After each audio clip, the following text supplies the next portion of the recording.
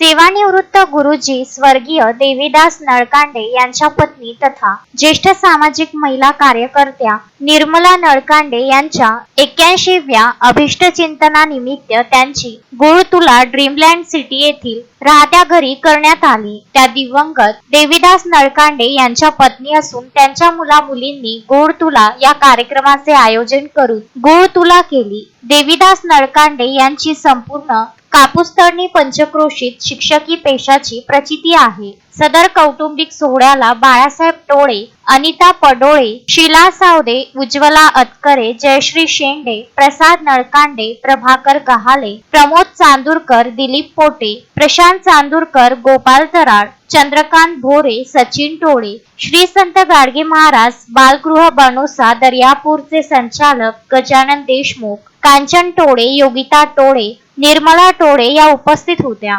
Gajanan Deshmukh, Vidarbha news, Daryapur.